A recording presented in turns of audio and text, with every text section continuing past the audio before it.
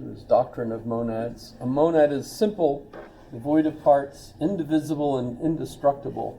They are the only substances existing more like souls than bodies. Each monad is a microcosm, or universe in miniature, a mirror of the entire universe.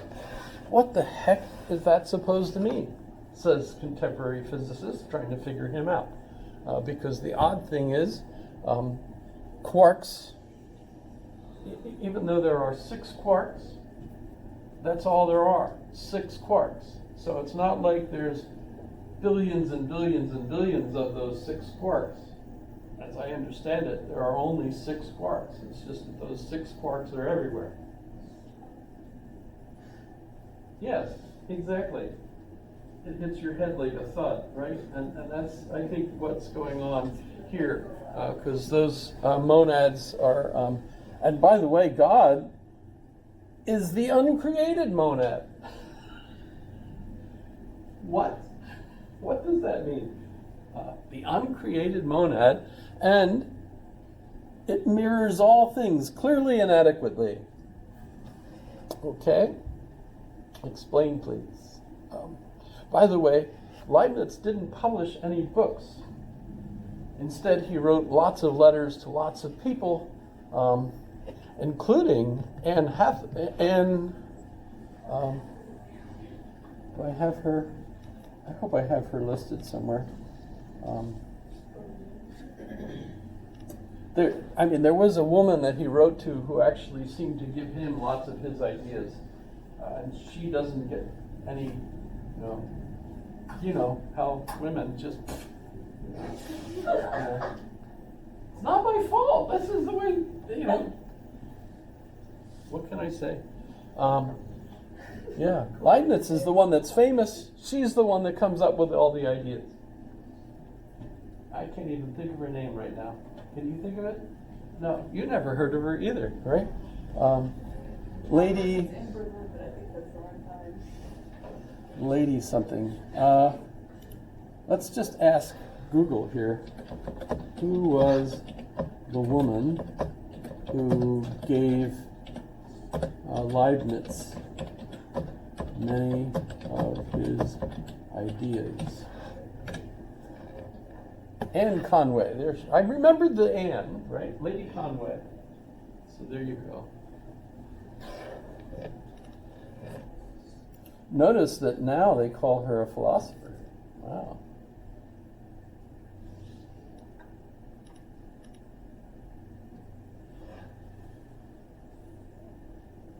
So that's kind of cool. But again, yes, women just never get credit. I don't know why that is. She had lots of headaches, I remember that. So, all kinds. A very interesting person. But I don't know why. That's a British Spaniel too, so yes, she was British. So I should really stick to this. This is a much better organization here. So each monad is a microcosm. The uncreated monad, God, mirrors all things clearly and adequately. Best of all possible worlds. He also has what he calls the doctrine of pre-established harmony. Every present state of a simple substance is a natural consequence of its preceding state in such a way that its present is always the cause of its future. All things cooperate in the universe, not only because God is the source from whom they all spring, but still more so because God is the end towards which they are all tending and the perfection which they are all striving to attain. So everything is working in some sort of coherent organization as far as he's concerned. But then he has rules. No two monads can be exactly alike, because if they were, they'd be the same monad. There are no breaks in the continuity of nature, no gaps between mineral, plant, animal, and man. No two objects, no two events can be entirely similar, for if they were, they would not be two but one. And this is really something very continental European still today. There are no true opposites.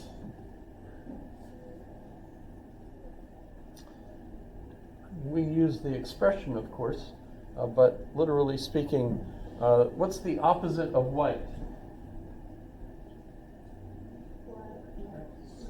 Non-white. Non-white is actually the opposite. But there's nothing that's completely white, nor is there anything completely non-white, if that makes sense. In some odd way of interpreting what we mean by that. Right? But today, when we think about European postmodern thinking, that's the thing that bugs American and English speakers to death, is that they feel like they can say one thing and then say what seems to be, for us, the opposite, and yet they don't see that there's a conflict there, because they can feel like, well, in this context I could believe this, but in this context I could believe this. So they could believe both of those things without there seeming to them to be a problem. Whereas, in a kind of more English or British way of thinking about it, we think, well, you're either for this or you're against it. You can't be both for it and against it at the same time. One of the ones I love to listen to is Slavoj Žižek. He's actually on the list of philosophers. I might have mentioned him before, but he's always talking that way, in a way that seems like people, well, you just said just the opposite. No, wow, of course I speak that way, because I speak so fast. So of course I'm going to contradict what I say. No problem. But God is the original infinite monad. His power, His wisdom, His goodness are infinite. Things or events are real when there is a sufficient reason for their existence. This is kind of an interesting thing I didn't put on here. What's the difference between history and fiction? History and fiction. Well, for Leibniz, the main difference is coherence. So if you're looking at history, you wouldn't say that Truman, no, let's pick something more common. We say that Jefferson was the one who wrote all men are created equal, and yet at the same time he owned slaves, right? So it seems contradictory, for Jefferson to say both that all men are created equal, and yet you can own people. How does that, work, Mr. Jefferson? Mr. President, if you wish.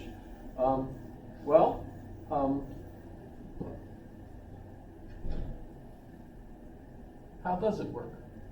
Well, there's coherence in the idea of history. And so if we go back and say, this is really what Jefferson thought, how can we explain that on the one hand, he could feel absolutely that all men are created equal, but at the same time, slaves were not really people. Remember, this is the same group of men that came up with the 3/5 clause, right? That slaves are only 3/5 of a person when you count them, see how many people you have for electing. How much of a voter base do you have? 3/5, right? How does that work?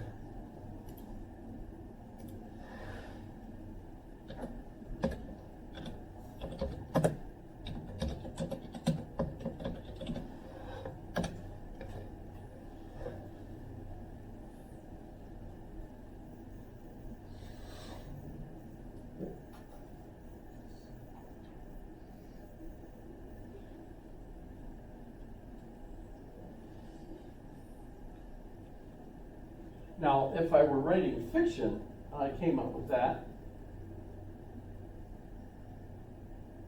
we would be critical of it. Leibniz seems to think that if you're describing historical events, there's a coherence to it that you won't find in fiction. And that's how you can tell the difference between fiction and history. I think it's hard, because a lot of, when we go back to this, what we have to say, I think the only coherent explanation is to say that in the mind of the individuals like Jefferson and the other plantation owners and the ones who were educated, women, notice, women don't even get 4/5. Women aren't counted at all. Why? Well, they obviously weren't thinking that they were citizens in the same sense that he was talking about, right? So who were they talking about when they talked about all men? They're talking about the ones in the room, the ones that have property and, as far as they're concerned, are equal to King George. But no, not children, no, not slaves, no, not women, etc. Right? So they're focused on a different sense of the word than we would be today. But so can we go back and critique Thomas Jefferson? Lots of people do. I mean, pull a statue down. I don't know if they pulled any of Jefferson's statues down, but boy, if they're going to pull any of them down, they ought to, I think. If that's grounds for that sort of thing. We have trouble with Captain Cook's statue here in Anchorage, right? A lot of people don't think we should have a statue to a British explorer that basically was guilty of claiming this ground for the crown, right? Was it ever England's? I don't think so. But I mean, he was the explorer that first discovered a lot of this, right? Of course, the Russians were here too. The Russians claimed it. And the natives were like oblivious to all of this claiming going on. Didn't make any sense to them. So, in a sense, I think that's why history is also an art. Notice that history is in the arts and sciences. It didn't used to be. It used to be considered fact.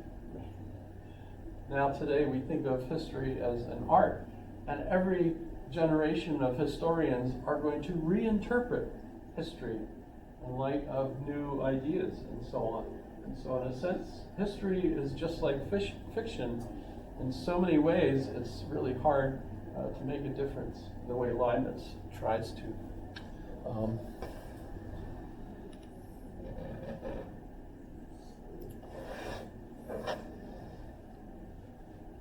Now let me start talking a little bit about George Berkeley. George Berkeley is going to come along and considers himself Irish, although his parents were originally British who had moved to Ireland. So that's an interesting view that he's Irish. He's also a friend, I think I mentioned, a friend of Jonathan Swift.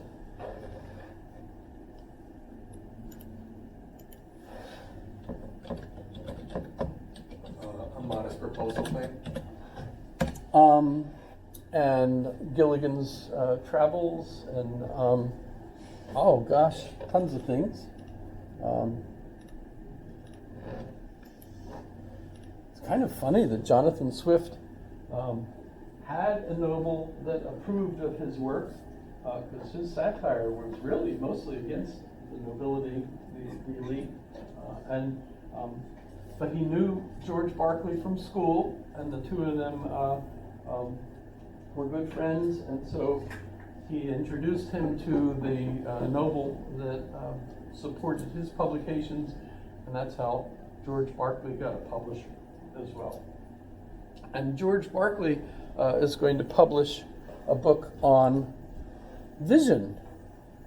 And one of the things that we consider him to have discovered is the whole idea of why we have two eyes enable us to have perspective, so that you can see things in depth. Because What do the two eyes do for us? Mathematically enables us to figure out that that's closer than, to me than you are, because of the way my eyes work. And so he's the one that figured that out. But he's also trying to figure out how our vision works, because, of course, the British empiricists are convinced that particles are flying into our eyes. Thank you, Thomas Hobbes. And as a result, we have a sense inside our minds of what we're seeing. So how do we know